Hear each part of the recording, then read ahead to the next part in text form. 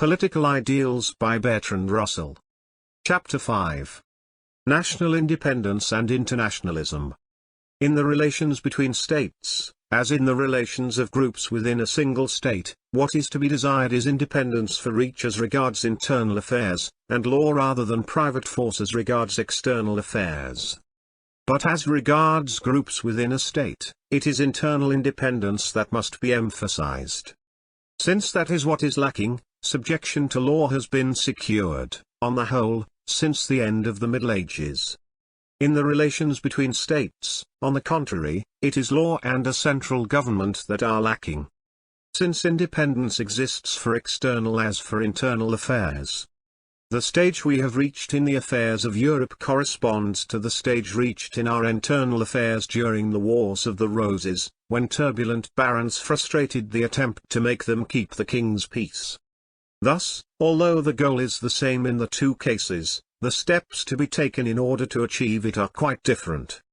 There can be no good international system until the boundaries of states coincide as nearly as possible with the boundaries of nations. But it is not easy to say what we mean by a nation. Are the Irish a nation? Home Rulers say yes, Unionists say no. Are the Ulstermen a nation? Unionists say yes. Home Rulers say no. In all such cases it is a party question whether we are to call a group a nation or not. A German will tell you that the Russian Poles are a nation. But as for the Prussian Poles, they, of course, are part of Prussia. Professors can always be hired to prove, by arguments of race or language or history, that a group about which there is a dispute is, or is not, a nation. As may be desired by those whom the professors serve. If we are to avoid all these controversies, we must first of all endeavor to find some definition of a nation. A nation is not to be defined by affinities of language or a common historical origin, though these things often help to produce a nation. Switzerland is a nation, despite diversities of race, religion, and language. England and Scotland now form one nation, though they did not do so at the time of the Civil War. This is shown by Cromwell's saying, in the height of the conflict, that he would rather be subject to the domain of the Royalists than to that of the Scotch. Great Britain was one state before it was one nation. On the other hand, Germany was one nation before it was one state. What constitutes a nation is a sentiment and an instinct, a sentiment of similarity and an instinct of belonging to the same group or herd. The instinct is an extension of the instinct which constitutes a flock of sheep, or any other group of gregarious animals. The sentiment which goes with this is like a milder and more extended form of family feeling.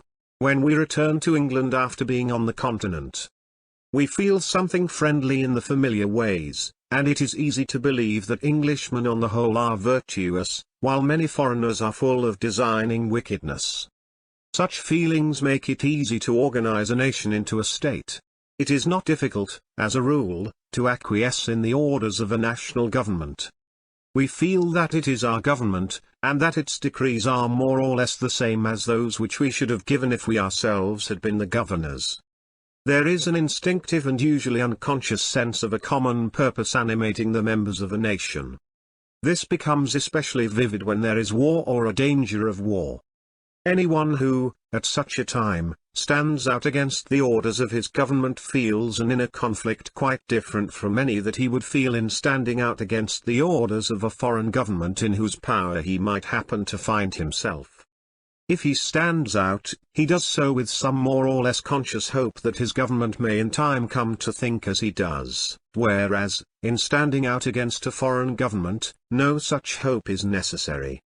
This group instinct, however it may have arisen, is what constitutes a nation, and what makes it important that the boundaries of nations should also be the boundaries of states.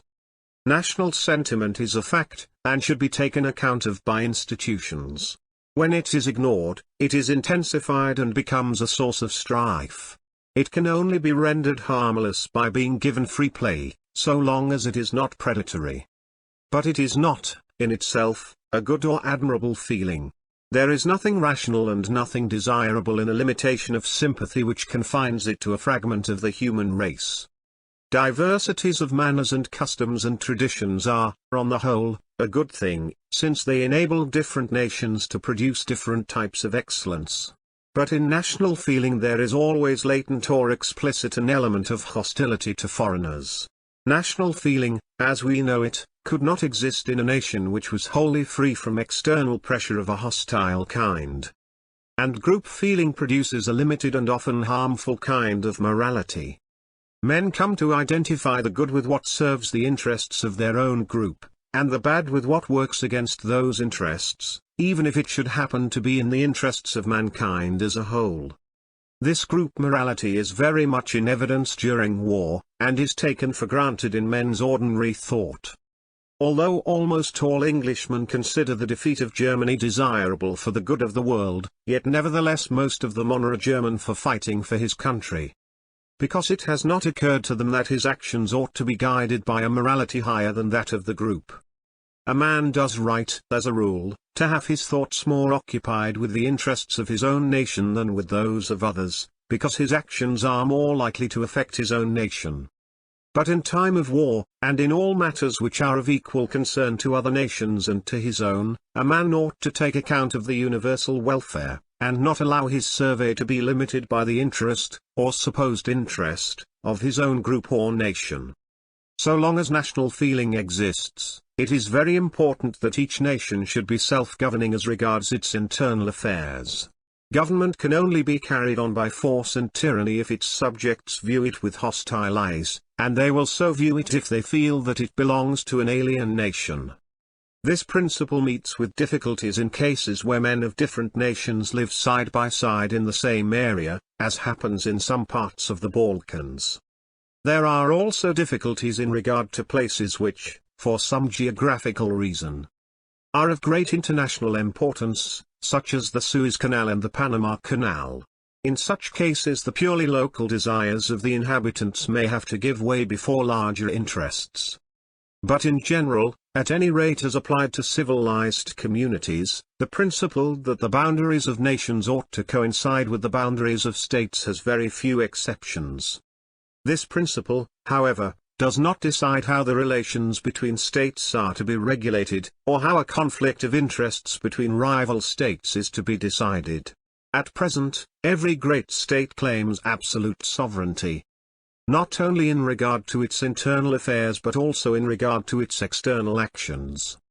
This claim to absolute sovereignty leads it into conflict with similar claims on the part of other great states. Such conflicts at present can only be decided by war or diplomacy, and diplomacy is in essence nothing but the threat of war. There is no more justification for the claim to absolute sovereignty on the part of a state than there would be for a similar claim on the part of an individual. The claim to absolute sovereignty is, in effect, a claim that all external affairs are to be regulated purely by force. And that when two nations or groups of nations are interested in a question, the decision shall depend solely upon which of them is, or is believed to be, the stronger. This is nothing but primitive anarchy, the war of all against all, which Hobbes asserted to be the original state of mankind. There cannot be secure peace in the world, or any decision of international questions according to international law, until states are willing to part with their absolute sovereignty as regards their external relations, and to leave the decision in such matters to some international instrument of government. An international government will have to be legislative as well as judicial. It is not enough that there should be a Hague tribunal, deciding matters according to some already existing system of international law. It is necessary also that there should be a body capable of enacting international law. And this body will have to have the power of transferring territory from one state to another, when it is persuaded that adequate grounds exist for such a transference. Friends of peace will make a mistake if they unduly glorify the status quo. Some nations grow, while others dwindle. The population of an area may change its character by emigration and immigration.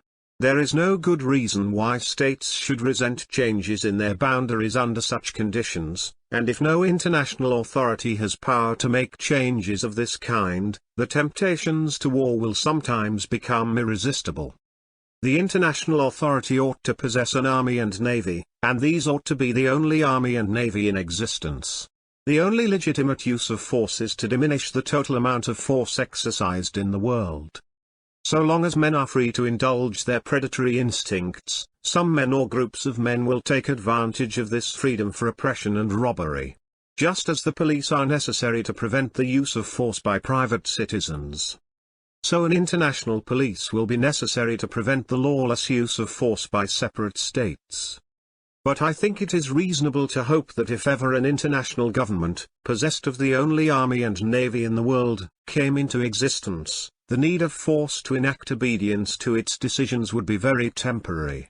In a short time the benefits resulting from the substitution of law for anarchy would become so obvious that the international government would acquire an unquestioned authority, and no state would dream of rebelling against its decisions. As soon as this stage had been reached, the international army and navy would become unnecessary. We have still a very long road to travel before we arrive at the establishment of an international authority. But it is not very difficult to foresee the steps by which this result will be gradually reached. There is likely to be a continual increase in the practice of submitting disputes to arbitration, and in the realization that the supposed conflicts of interest between different states are mainly illusory. Even where there is a real conflict of interest, it must in time become obvious that neither of the states concerned would suffer as much by giving way as by fighting.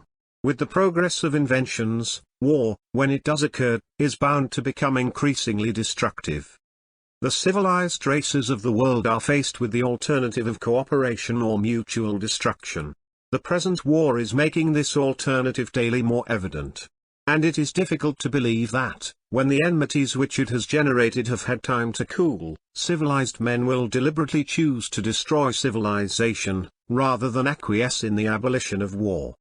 The matters in which the interests of nations are supposed to clash are mainly three: tariffs, which are a delusion; the exploitation of inferior races, which is a crime; pride of power and dominion, which is a schoolboy folly. The economic argument against tariffs is familiar, and I shall not repeat it. The only reason why it fails to carry conviction is the enmity between nations. Nobody proposes to set up a tariff between England and Scotland, or between Lancashire and Yorkshire. Yet the arguments by which tariffs between nations are supported might be used just as well to defend tariffs between counties. Universal free trade would indubitably be of economic benefit to mankind, and would be adopted tomorrow if it were not for the hatred and suspicion which nations feel one toward another. From the point of view of preserving the peace of the world, free trade between the different civilized states is not so important as the open door in their dependencies. The desire for exclusive markets is one of the most potent causes of war. Exploiting what are called inferior races has become one of the main objects of European statecraft. It is not only, or primarily, trade that is desired, but opportunities for investment. Finance is more concerned in the matter than industry. Rival diplomatists are very often the servants, conscious or unconscious, of rival groups of financiers. The financiers, though themselves of no particular nation, understand the art of appealing to national prejudice, and of inducing the taxpayer to incur expenditure of which they reap the benefit. The evils which they produce at home, and the devastation that they spread among the races whom they exploit, are part of the price which the world has to pay for its acquiescence in the capitalist regime. But neither tariffs nor financiers would be able to cause serious trouble, if it were not for the sentiment of national pride. National pride might be on the whole beneficent, if it took the direction of emulation in the things that are important to civilization. If we prided ourselves upon our poets, our men of science, or the justice and humanity of our social system, we might find in national pride a stimulus to useful endeavors. But such matters play a very small part. National pride, as it exists now, is almost exclusively concerned with power and dominion. With the extent of territory that a nation owns, and with its capacity for enforcing its will against the opposition of other nations. In this it is reinforced by group morality. To 9 citizens out of 10 it seems self-evident, whenever the will of their own nation clashes with that of another, that their own nation must be in the right. Even if it were not in the right on the particular issue, yet it stands in general for so much nobler ideals than those represented by the other nation to the dispute, that any increase in its power is bound to be for the good of mankind. Since all nations equally believe this of themselves, all are equally ready to insist upon the victory of their own side in any dispute in which they believe that they have a good hope of victory. While this temper persists, the hope of international cooperation must remain dim. If men could divest themselves of the sentiment of rivalry and hostility between different nations, they would perceive that the matters in which the interests of different nations coincide immeasurably outweigh those in which they clash. They would perceive, to begin with, that trade is not to be compared to warfare, that the man who sells you goods is not doing you an injury. No one considers that the butcher and the baker are his enemies because they drain him of money. Yet as soon as goods come from a foreign country, we are asked to believe that we suffer a terrible injury in purchasing them. No one remembers that it is by means of goods exported that we purchase them. But in the country to which we export, it is the goods we send which are thought dangerous, and the goods we buy are forgotten. The whole conception of trade, which has been forced upon us by manufacturers who dreaded foreign competition, by trusts which desired to secure monopolies, and by economists poisoned by the virus of nationalism, is totally and absolutely false. Trade results simply from division of labor. A man cannot himself make all the goods of which he has need, and therefore he must exchange his produce with that of other people. What applies to the individual, applies in exactly the same way to the nation. There is no reason to desire that a nation should itself produce all the goods of which it has need. It is better that it should specialize upon those goods which it can produce to most advantage, and should exchange its surplus with the surplus of other goods produced by other countries. There is no use in sending goods out of the country except in order to get other goods in return. A butcher who is always willing to part with his meat but not willing to take bread from the baker, or boots from the bootmaker, or clothes from the tailor, would soon find himself in a sorry plight. Yet he would be no more foolish than the protectionist who desires that we should send goods abroad without receiving payment in the shape of goods imported from abroad. The wage system has made people believe that what a man needs is work. This, of course, is absurd. What he needs is the goods produced by work, and the less work involved in making a given amount of goods, the better. But owing to our economic system, every economy in methods of production enables employers to dismiss some of their employees, and to cause destitution, where a better system would produce only an increase of wages or a diminution in the hours of work without any corresponding diminution of wages. Our economic system is topsy-turvy. It makes the interest of the individual conflict with the interest of the community in 1,000 ways in which no such conflict ought to exist. Under a better system the benefits of free trade and the evils of tariffs would be obvious to all. Apart from trade, the interests of nations coincide in all that makes what we call civilization. Inventions and discoveries bring benefit to all. The progress of science is a matter of equal concern to the whole civilized world. Whether a man of science is an Englishman, a Frenchman, or a German is a matter of no real importance. His discoveries are open to all, and nothing but intelligence is required in order to profit by them. The whole world of art and literature and learning is international. What is done in one country is not done for that country, but for mankind. If we ask ourselves what are the things that raise mankind above the brutes, what are the things that make us think the human race more valuable than any species of animals, we shall find that none of them are things in which any one nation can have exclusive property, but all are things in which the whole world can share. Those who have any care for these things, those who wish to see mankind fruitful in the work which men alone can do, will take little account of national boundaries, and have little care to what state a man happens to owe allegiance. The importance of international cooperation outside the sphere of politics has been brought home to me by my own experience. Until lately I was engaged in teaching a new science which few men in the world were able to teach. My own work in this science was based chiefly upon the work of a German and an Italian. My pupils came from all over the civilized world: France, Germany, Austria, Russia, Greece, Japan, China, India, and America. None of us was conscious of any sense of national divisions.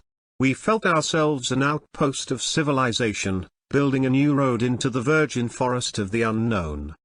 All cooperated in the common task, and in the interest of such a work the political enmities of nations seemed trivial, temporary, and futile.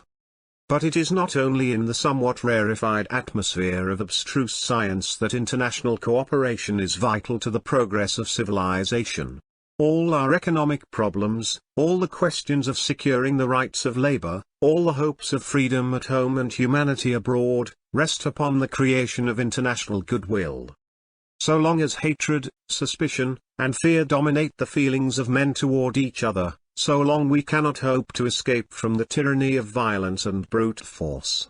Men must learn to be conscious of the common interests of mankind in which all are at one, rather than of those supposed interests in which the nations are divided. It is not necessary, or even desirable, to obliterate the differences of manners and custom and tradition between different nations. These differences enable each nation to make its own distinctive contribution to the sum total of the world's civilization. What is to be desired is not cosmopolitanism, not the absence of all national characteristics that one associates with couriers, wagonlit attendants, and others, who have had everything distinctive obliterated by multiple and trivial contacts with men of every civilized country. Such cosmopolitanism is the result of loss, not gain. The international spirit which we should wish to see produced will be something added to love of country, not something taken away. Just as patriotism does not prevent a man from feeling family affection, so the international spirit ought not to prevent a man from feeling affection for his own country. But it will somewhat alter the character of that affection. The things which he will desire for his own country will no longer be things which can only be acquired at the expense of others, but rather those things in which the excellence of any one country is to the advantage of all the world. He will wish his own country to be great in the arts of peace, to be eminent in thought and science, to be magnanimous and just and generous. He will wish it to help mankind on the way toward that better world of liberty and international concord which must be realized if any happiness is to be left to man. He will not desire for his country the passing triumphs of a narrow possessiveness, but rather the enduring triumph of having helped to embody in human affairs something of that spirit of brotherhood which Christ taught and which the Christian churches have forgotten. He will see that this spirit embodies not only the highest morality, but also the truest wisdom, and the only road by which the nations, torn and bleeding with the wounds which scientific madness has inflicted, can emerge into a life where growth is possible and joy is not banished at the frenzied call of unreal and fictitious duties. Deeds inspired by hate are not duties, whatever pain and self-sacrifice they may involve. Life and hope for the world are to be found only in the deeds of love. End of the chapter and the book. Thank you. Thank you.